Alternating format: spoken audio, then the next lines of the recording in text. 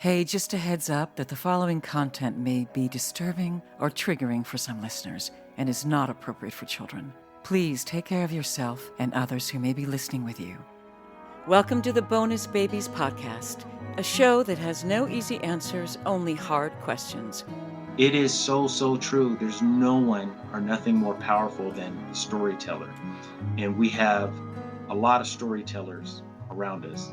There's Disney, there's Netflix, right? There's the school teacher, there's the social worker. And with foster kids, yeah, it's the social worker and it's the therapist, and there are files that are 1 inch or 2 inches thick, 3 feet high. And within those files are discords and narratives and stories that these kids embody and embrace. And those stories are all coming from other people outside of themselves.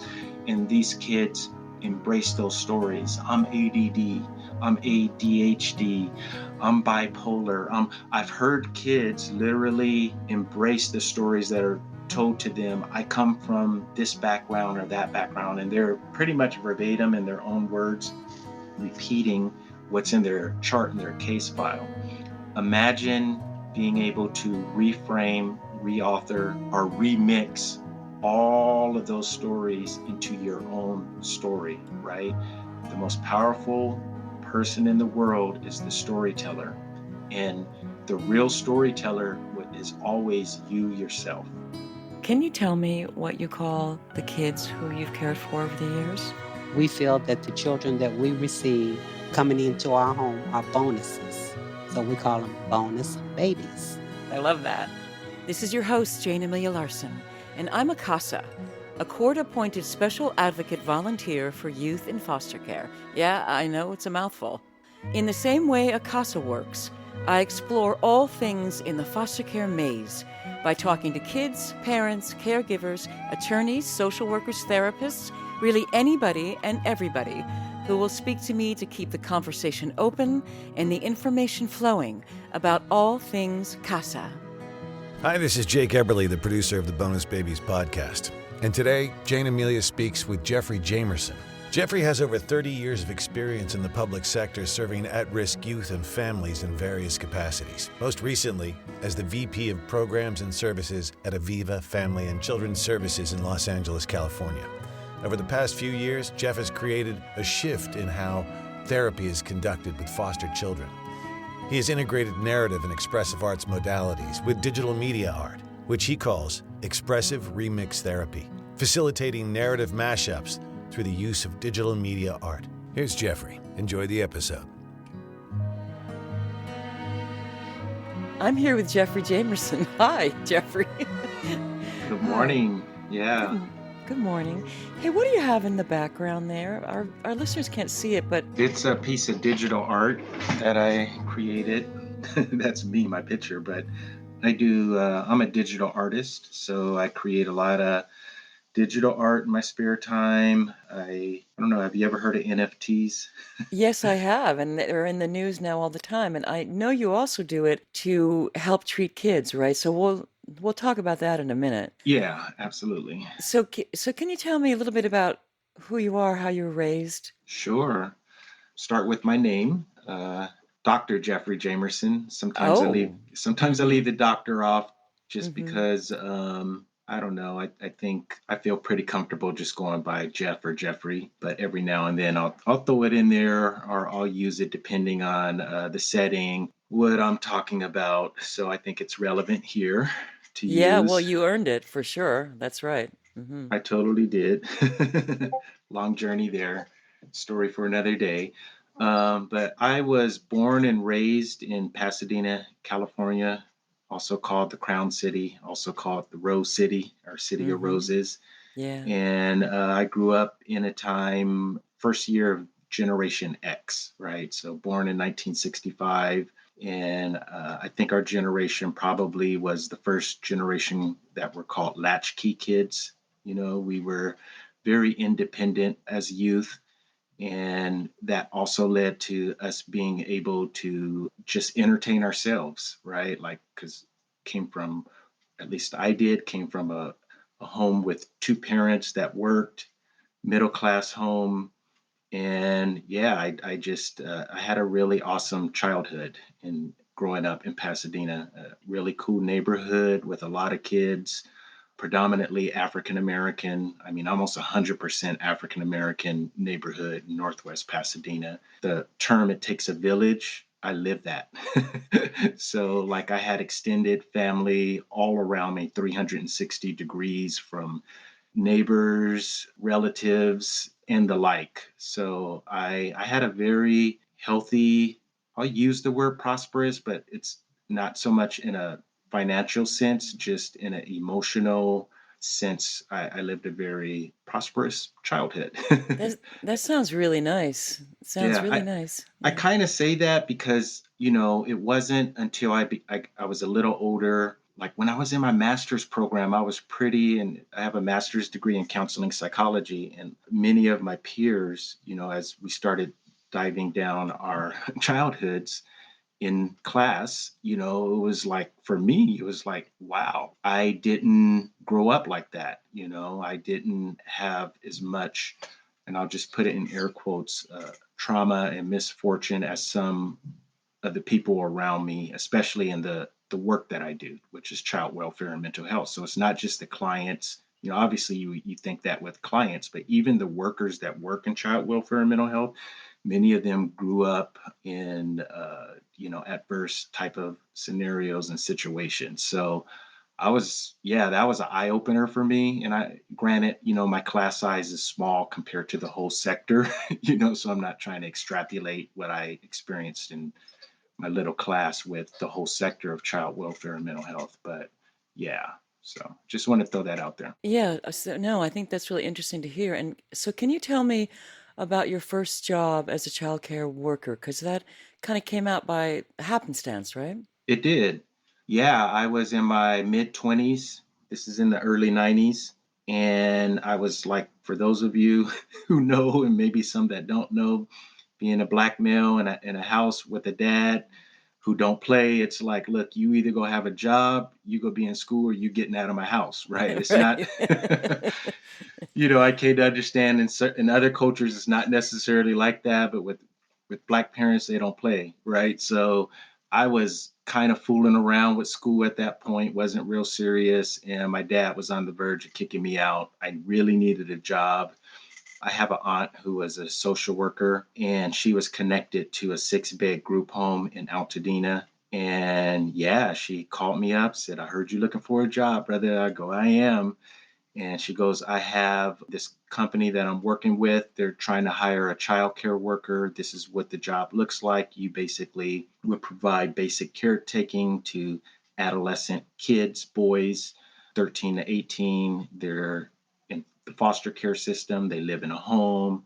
I go, "Where do I do the application?" And yeah, so I did fill out the application, got the job, and that's how I got my foot in the door in this Right, sector. and right. So there were six boys in the home, right? And you said it was kind of double-edged sword for you. You learned a lot, but you were also really naive. You were a young man, and you were looking after six other young men, young boys, but on their way to being men.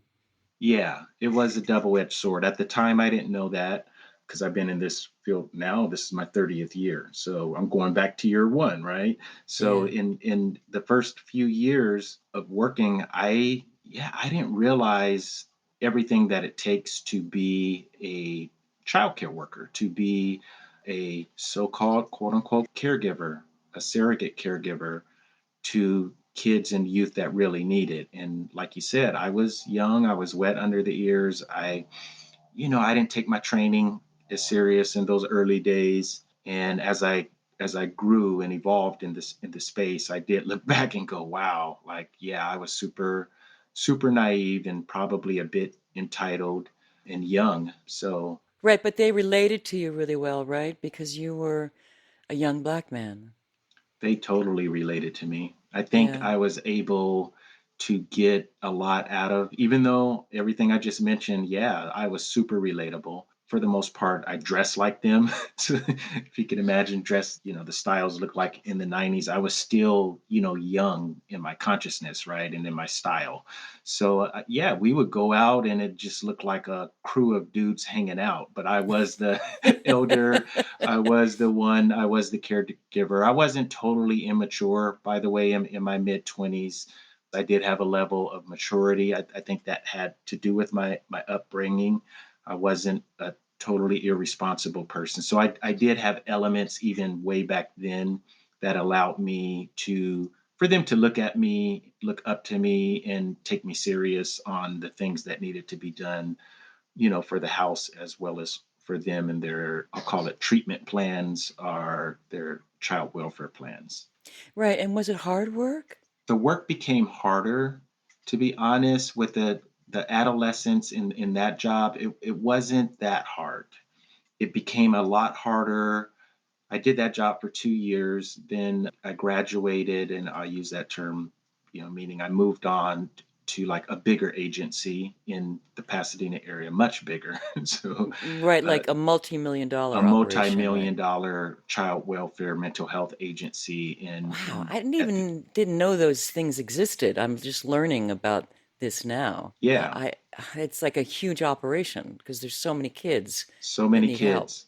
So I Hmm. went from a 6-bed group home to a 80-bed residential treatment center. So that's a big, big difference. So the 80 beds were broken up between 8 cottages and 10 kids in each cottage. The age of the youth or the children were a little younger. They started at about 8 years old and went up to 13. Right, and how did they end up there? Is it because there weren't foster homes for them, or because they had behavioral issues that needed to be dealt with, or what? Yeah. So most kids and youth, I use children and youth, that's probably a better descriptor. So children would be like 0 to 12 or 13, and then the youth would be 13 to 18. So youth basically are adolescents, right? That's at least how I draw the lines. So whether it was at this facility that's 80 beds or even the smaller group home that was a 6-bed, the stories are basically the similar or the same for the children and youth and how they ended up in child welfare. It's usually neglect or abuse. And so for the vast majority of children, they come from a background where they were neglected or abused, and child welfare does an assessment and they will deem that it's not safe for those children and youth to remain with their family of origin, and they get placed in foster care. And there are different levels of foster care.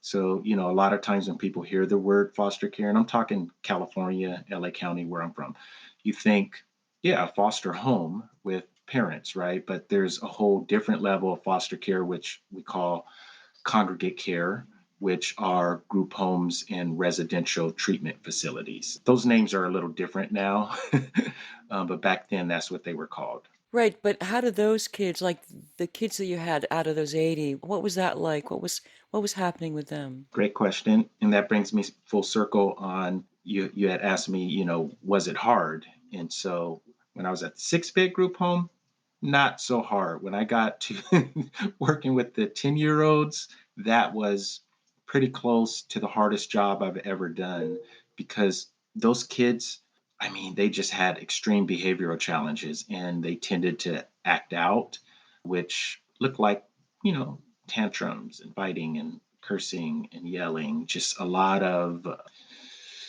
is just chaotic. I came to learn within my first year a lot of the that those behaviors and the chaos could be mitigated. It depended on the staff. It depended on your knowledge, how you related, how you set up your program, meaning your daily routine. I came to learn that in my first year, though I didn't know that. Even with my 2 years of experience working with the adolescents, it was like a total different job when I got to working with the smaller kids.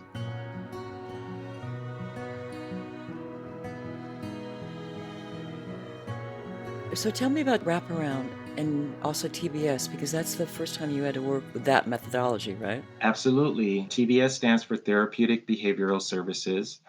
And wraparound is a word that signifies wrapping services around a family. What makes those two services unique is they're predicated on a slightly different way of viewing children and the families. And so in traditional mental health service delivery, the service provider is the expert, right? So I'm a therapist or I'm a social worker and I went to school and I know how to assess you and I'm the expert, right? But with TBS and wraparound, they kind of turned that upside down. There's something called family voice and choice or client voice and choice. So the family and the clients are brought in to have a voice and choice on what treatment looks like. So that means they help design their own treatment plan, right? When I first started in this sector, like that never happened, but wraparound and TBS kind of changed that. They also are predicated on looking at family and client strengths. Okay, that didn't used to happen either. Like the old days, everything is predicated on a diagnosis, which is looking at what's wrong or a presenting problem or a negative, something negative that's occurring with the client and the family. Whereas wraparound is like, okay, so what are the strengths and what's positive? And, let's look at that also, right? So yeah, once I got trained in with that lens and that perspective, it really shifted the way that I started to relate to clients. Right, because the idea then is to build on the strengths, right? Absolutely. So once you can acquire or figure out what a strength is, now that can be used as a stepping stone, right? Or it could be used as an intervention strategy, right? So if I'm hanging out with a kid and I learn that they have either a strength or a desire to make beats, and that's just a nice way of saying do music production, right? Like a Dr. Dre or a DJ Premier, or there's a lot of hip hop producers out there, and I'm kind of dating myself because those guys are old school now. But Kanye West, I guess he's a little bit more new Yeah. school. So yeah, if there's a youth or a child and they have that strength, then cool. Let's explore a way for them to make beats, whether it's taking them to a studio, which I used to do back in the day, but nowadays with the advancement of technology, you can have a studio on your iPhone or your iPad on your computer. So Yeah. then you just figure out what the apps are and you sit down with your client and you could do it that way. And then that just becomes a stepping stone. It becomes a level of empowerment, right? Because they're doing something that has been identified as a strength. And yeah, so Yeah, it's super positive. That's what's so great about it, right? absolutely. Yeah. Okay, so tell me about MAT. So what does that stand for, and how does that? I'm learning so much from you. So, and I think my listeners are too. So, what does that mean, and how does that function? MAT is an acronym. It stands for Multidisciplinary Assessment Team. And the MAT assessment team is kind of new. I mean, it's probably been around for about 15 years now. So basically, as I said before, like most kids that end up in foster care are there for abuse and neglect. And the way that happened is someone probably saw something or heard something from a child or youth. It could be a teacher, it could be a neighbor. They make a call to the hotline, DCFS, Department of Children and Family Services, Child Abuse Hotline. When that happens, a worker from Department of Children and Family Services will go out to a home. They'll interview the parents, they'll interview the kids, and then they'll make a judgment call, do their assessment on whether abuse or neglect has occurred. If they think it has, the children are removed from the care of their family and placed into the foster care system. So with MAT, to come full circle, there was a slightly different way of doing that. And so what they did was instead of allowing only a Department of Children and Family Service social worker to make that decision, they include also agencies that have therapists to be included with that decision-making process. So basically, it's more than one person just making the decision or one entity now. There are agencies like where I work, we have a MAT department, and our therapists will go out and also do what's called a summary of findings. So They actually interview the family. So it's not just the county social worker, there's also a therapist, and they'll also write up a full report. And then, so it's just like a second level to make sure that the right decision is being made. Sometimes the MAT assessor will also say maybe the child or youth shouldn't be removed from the family.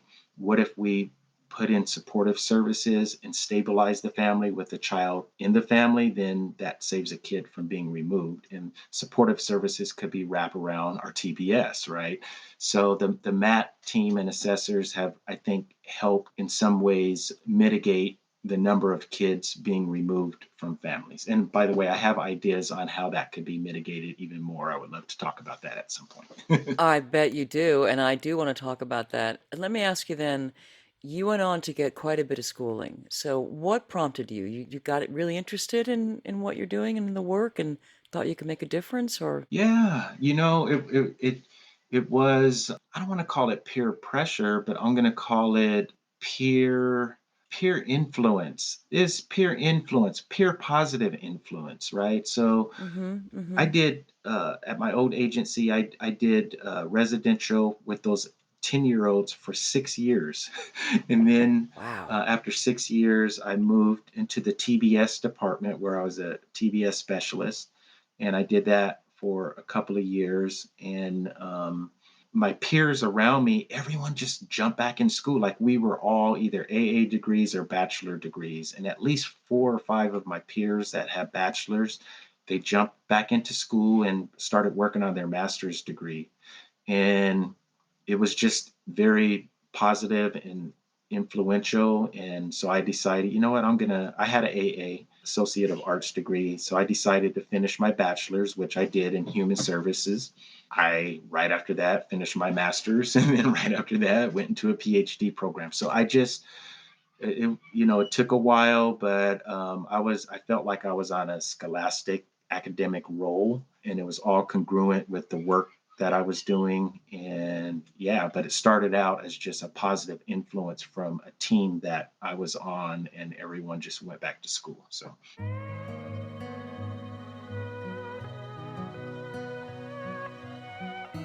And now you're the VP of Aviva Children and Family Services, which is a nonprofit. So tell me about that. What does Aviva do? Aviva Family and Children's Services, we've been around for over 100 years. We're located in Hollywood. We have 4 core service areas. The first is, we call it crisis intervention. Within that department sits wraparound and full service partnership.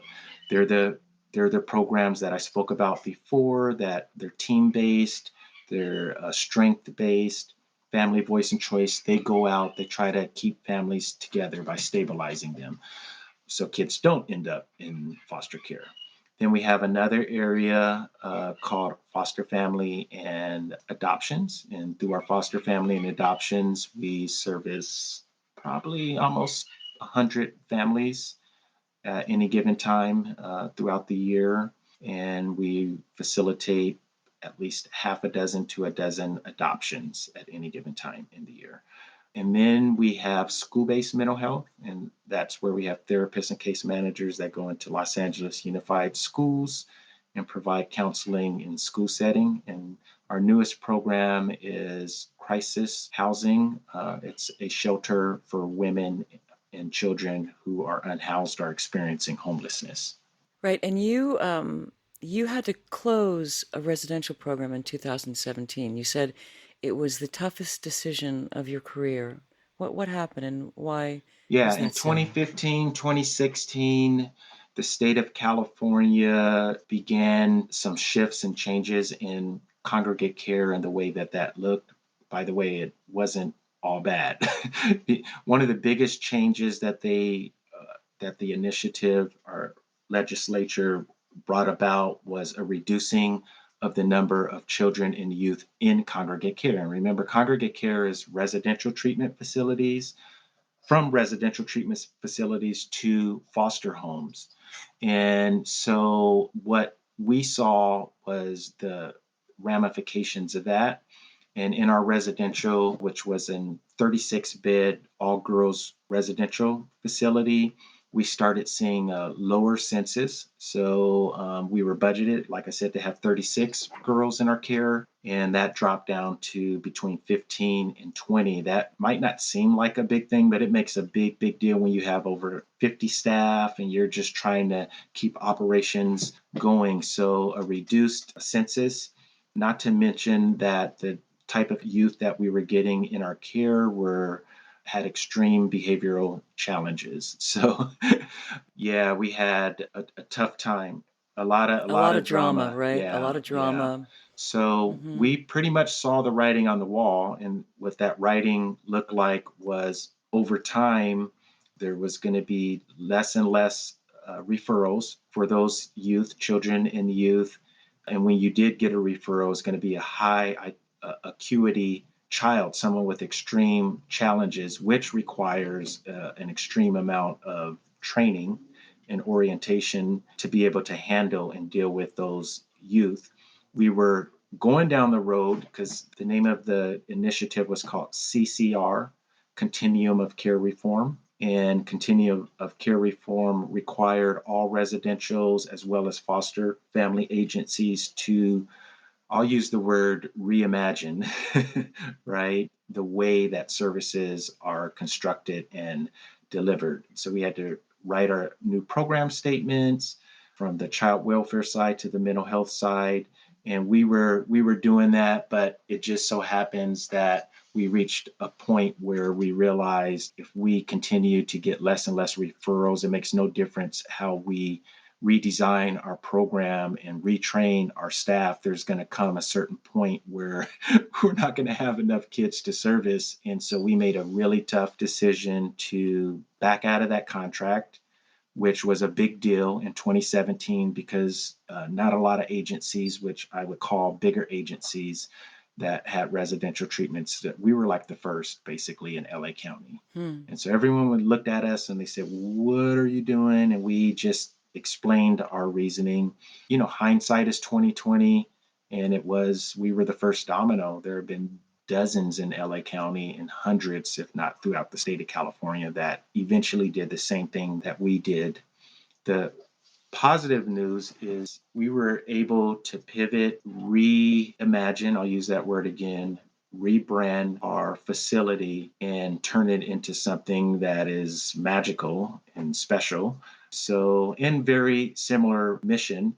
So now we service TAY, transitional age youth, and adult women and their kids that are experiencing homelessness. And so now they live in our home, 36 beds. So we could accommodate up to 36 moms and up to 50 kids, which we do right now. I think we're at 35 moms and 49 kids. Wow. And yeah, and so it's like night and day. The programs are like night and day. When we had the residential, the police were there every day. They, like you, to use your word, drama.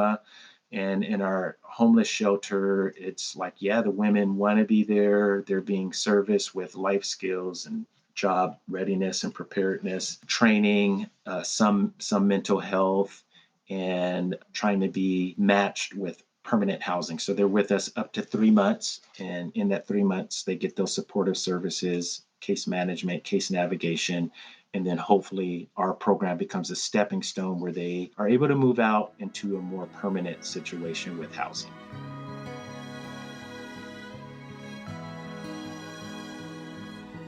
Right. So you mentioned before about mitigation that you have ideas about that. I'm happy to hear that because I'm rooting for you too. So let me hear what you think about that. Sure. So, I will say this, that when you look at child welfare and congregate care, children and youth in foster care, the vast majority of those kids are kids of color.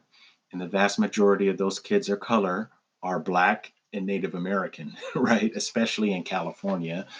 Black kids represent probably almost twice what the population is. So now I'll give you a national statistic. So if Black people are like 13-14% of the population, we're 22-23% kids represented in foster care. With Native Americans, 1% of the population, they're 2% represented in foster care. Right. So So basically double. it's Right. Yeah. basically double. There's a disproportionality of Black and Native American children and youth in the foster care system.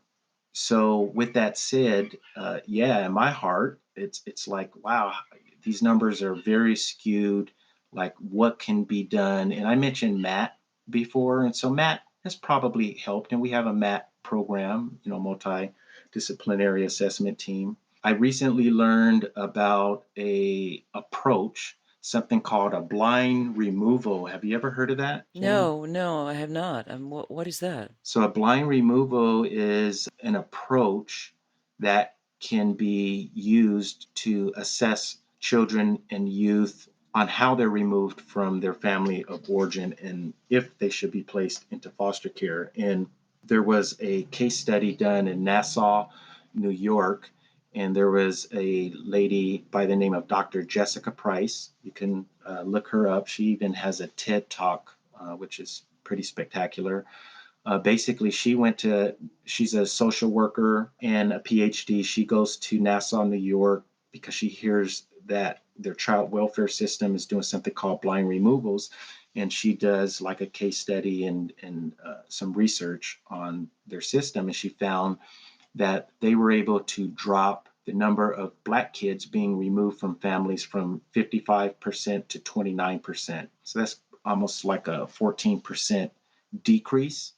And it's a pretty simple approach. Basically, what they do is a social worker will obviously they get the call for abuse and neglect. The social worker goes out to the family. They do a assessment, and instead of making the decision to remove the kid, they come back to the office and meet with a team of other social workers and professionals with one caveat. They present the case and the dynamics of the case without giving the neighborhood and without giving demographics. Okay, so you hear about the case, but you don't know if these people are Black, you don't know if they're white, you don't know where they live, you just stick to the facts. And when they started doing that, it turns out that the decisions that were being made reduced the number of Black kids going into foster care by 14%. I find that absolutely fascinating. Amazing. Yeah, Amazing. Right. absolutely. To me, what it shows is you can't run away from implicit bias. Like, we all have biases, right? Like, we all have them. And, Even if you think you don't, even if you you have think you them. don't. And Right. there is a tremendous bias when it comes to Black and brown people, and that has to do with, I think it has to do with social programming, right? The way we're raised. By the way, not just white people have that bias, like Black people have it too. Like the Yes. bias, Yep. Black have bias about Black, right? Like, we have Yep. like these crazy biases that aren't rooted in reality, but they're just based on our social programming, how we were raised, what we were taught, et cetera, et cetera. And so, yeah, I think with the blind removal, you take the demographics out of the picture. It doesn't give a chance for those biases to kind of become the filter of decision making, right? And so, yeah, I would love to see more of that. I've brought it up in some meetings. I'm in a lot of meetings in my position. So, yeah, I just wanted Right. to. So that's not happening in California at all. I don't think so. I don't Mm. think so. I've mentioned this on the program before, and my parents wouldn't be happy with this, but if I'm white and I grew up in a nice neighborhood in Jersey, but there were many incidences where we could easily have been removed from the home and probably should have been removed from the home. And we weren't, probably because we're white and I lived in a nice town and the cops were nice to us. Yeah.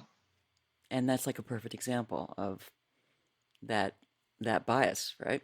Absolutely. I mean, yeah, and that's kind of a bias, like on the flip side, right? Like where Mm-hmm. a child welfare worker would see you or your family or a family like yours and make a different kind of call. By the way, I think, if there were more assessors, social workers, therapists, even without using blind removal, if they were social workers, assessors, and therapists of color, of assessing Black families, I think decisions would be made a bit differently also, right?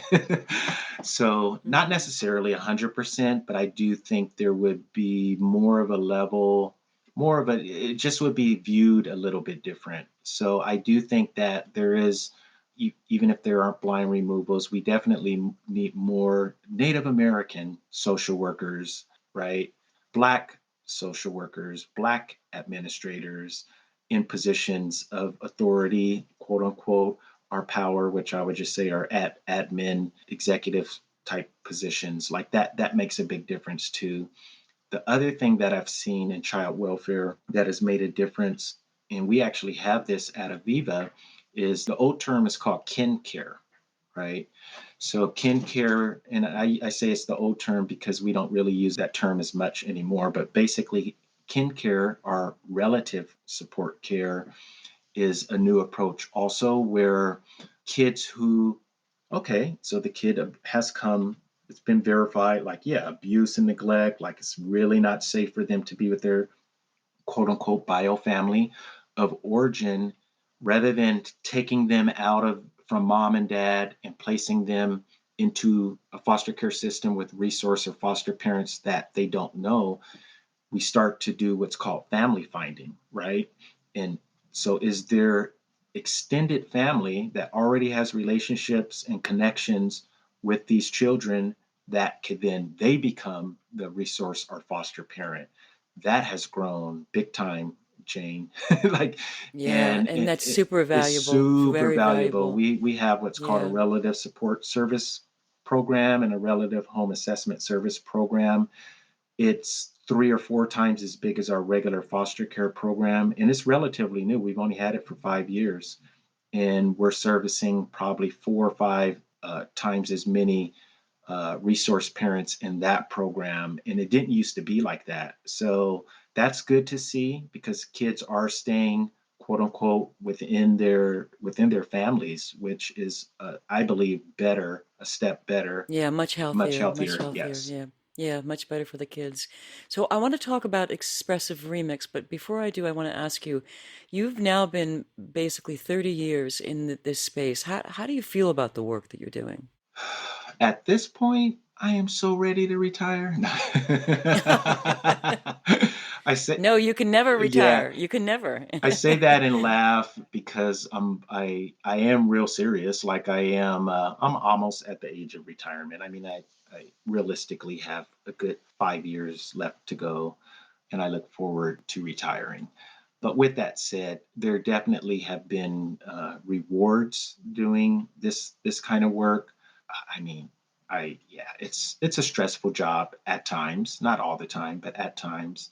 And over the many years I've been doing it, the stress has come in different ways. Early in my career, the stress used to come directly from the clients, right? But now that I'm an administrator, kind of on the executive side, the stress doesn't come as much from the clients. It comes from my staff, or just the problems that arise with contracts, or with, just staff challenges and problems, or rules changing, and navigating that kind of stuff.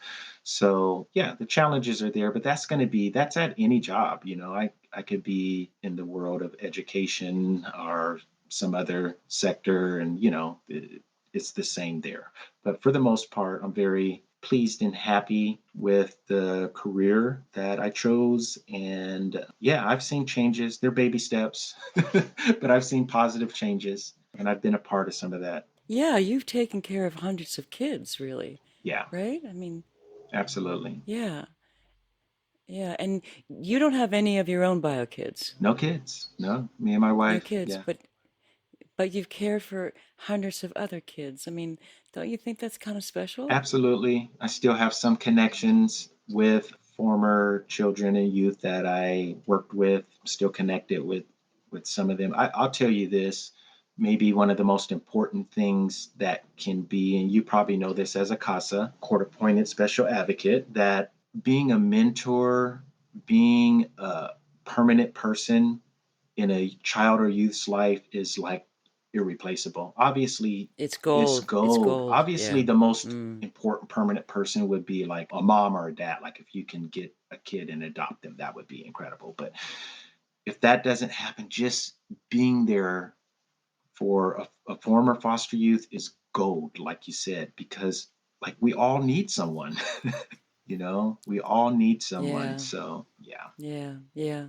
All right. So tell me about Expressive Remix. This is really cool. So, Great. So expressive remix, I call it expressive remix therapy, is a approach or orientation that I created and developed over the last 12 years or so as part of my PhD journey. My dissertation uh, was written on expressive remix therapy, how to use digital media art as a therapeutic intervention with foster youth, basically. And the whole idea is that in my former life, I was pretty hardcore hip hop guy in Los Angeles. I was a DJ. I learned how to DJ when I was 14 years old. I was a break dancer. I danced on Soul Train. For those of you old enough to this is remember Soul great. Train. Get Yeah, out. it was also in the movie, the first movie Breaking, with Uh-huh. credits at the end, with dance credits at the end. So Awesome. yeah, I mean hip hop culture helped shape me, and this all predates before I got into child welfare and started working at group homes. So when I did get into child welfare, I always took that hip hop spirit and hip hop art with me, and even to the point where I started doing services with kids, I always fell back on using elements of hip hop culture. So when I got in my PhD program and had the opportunity to design an orientation, I came up with expressive remix therapy, which in a nutshell is a mashup of three distinct forms of expression. It's narrative therapy, digital media art, and expressive art therapy. And I kind of mashed those three together. It's all predicated on the metaphor of the word remixing. And I use the word remixing as a very similar to a psychologist would use the word reframe, right? So you Mm-hmm. reframe Mm-hmm. something. So you change the meaning of something, usually from a negative connotation to a positive connotation to try to elicit a more positive, feeling or response. And in narrative therapy, they took that word reframe and they used the word reauthor, because narrative therapy is predicated on the whole idea of stories and storytelling, and clients usually kind of being caught in stories or telling themselves stories that come from trauma, and it's usually negative stories. And so a narrative therapist would take their client, first thing they're going to do is differentiate the client from their stories. So that they're going to say, you are not your story. So you have stories, but you are not your story. Let's take the story that you're telling yourself, let's put it on the table, and let's figure out a way to reauthor it. I love that. When I first learned about that in school, I was like, that is so powerful to me. So what I did was I took that whole concept, and instead of calling it a reauthoring of a story, I called it a remixing of a story. And clients can remix that story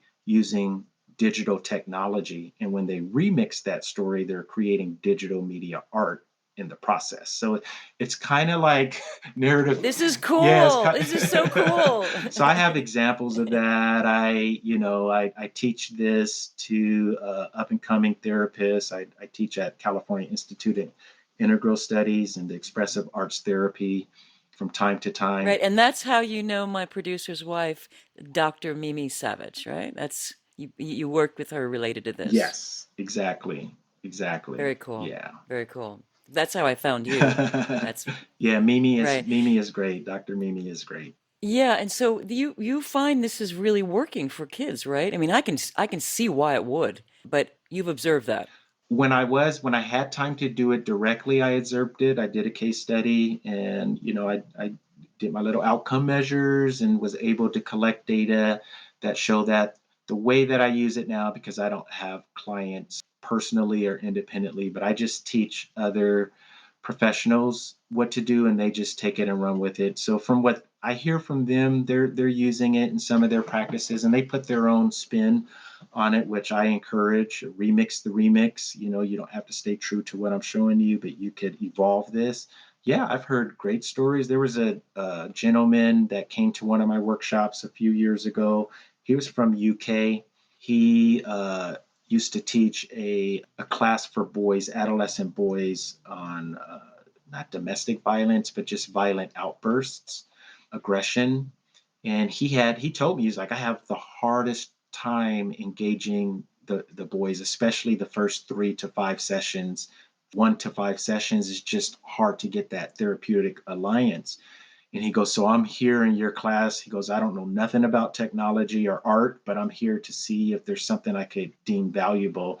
And yeah, he took the class. He came back about a year later, sent me an email. He's like, your orientation has changed everything about my groups.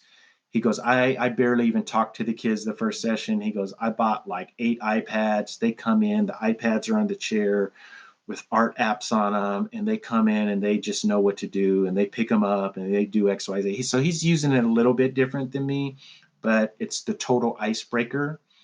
And yeah, so I've heard stories like that to other stories, but I think it has some merit. I think what makes it valuable is the natural language of children and youth, in my humble opinion, is art and play. There's Of no course. substitute for art and play, whether it's more traditional art and play or kind of like what I'm doing, playing with new media art and play. But it's all the same. When you can engage, you could get a lot out of it. And I'll just want to say one more thing about storytelling, especially with foster youth. The great late Steve Jobs once said, the most powerful person in the world is the storyteller, quote unquote, right? And it is so true. There's no one or nothing more powerful than the storyteller. And we have a lot of storytellers around us. There's Disney, there's Netflix, right? There's the school teacher, there's the social worker. And with foster kids, yeah, it's the social worker and it's the therapist, and there are files that are 1 inch or 2 inches thick. And you've probably seen this as a CASA. And within those files, No, 3 feet 3 feet high. Okay. high, and within Yeah. those files are discords and narratives and stories that these kids embody and embrace. And those stories are all coming from other people Yeah. outside of Yeah. themselves. And these kids embrace those stories. I'm ADD, I'm ADHD, I'm bipolar. I've heard kids literally embrace the stories that are told to them. I come from this background or that background, and they're pretty much verbatim in their own words, repeating what's in their chart and their case file. Imagine being able to reframe, reauthor, or remix all of those stories into your own story, right? The most powerful person in the world is the storyteller. And the real storyteller is always you yourself. That's right. So you're teaching kids how to tell their own You stories, have to. how to tell their own stories better Yes. so that they can be better, Yes. really, right? Yes, exactly. You have to be able to tell your own story. There's nothing Yeah, greater and to be heard. and be Yeah. heard. Yeah. Yeah. Yeah, that's one of the reasons why I'm doing this podcast. Amen.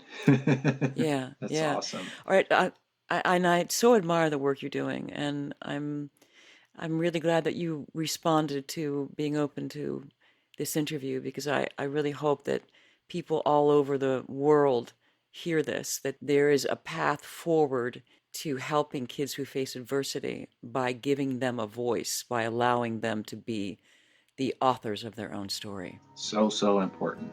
Yeah.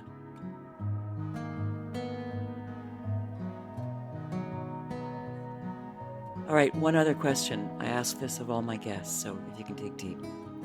What is the one thing about you that no one would ever know unless you told them? I am an avid practitioner of meditation for almost 40 years, 38 years. So, Wow. and probably more than anything else in my life, like it has, I've had just great benefits from meditating. I look forward to it. I do it almost daily. Um, and yeah, it's just a great, great thing. Right, so how did you get exposed to it? How did you learn about it? I learned how to meditate actually from a former Bible study teacher of all people. And this guy, I consider him a mentor and someone early in my life who really helped me just grow as a person spiritually.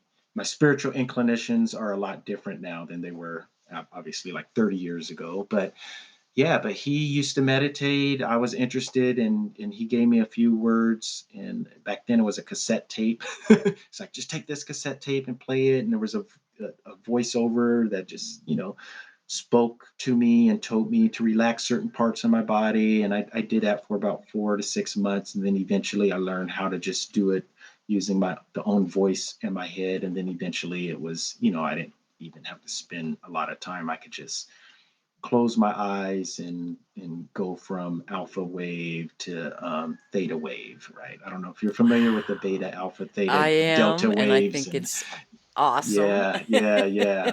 So Yeah, I'm trying to get there myself. I'm haven't had a huge amount of success, but I'm hopeful that if I continue paying attention to it, that I'll be able to explore more therapeutic waves than yeah, the one I'm in normally, which is kind of going on all the time, yeah, like that. yeah. The alpha, that's your beta wave. So your alpha, theta wave, when you're fluctuating between those two waves, man, there's a lot of power there. Like Right.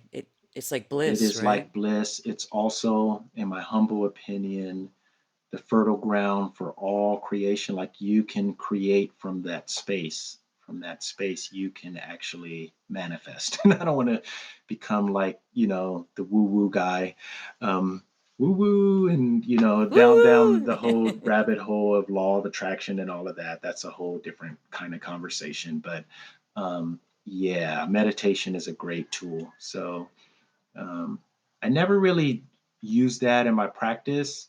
I don't know. I just kept a line there, a boundary there. But I have heard good things. I know there's some TM, transcendental meditation, has been used with a lot of data with Mm-hmm, kids, mm-hmm. with, Yes, yeah, it there's a has. lot of data on that. So, yeah. Hey, so thank you so much.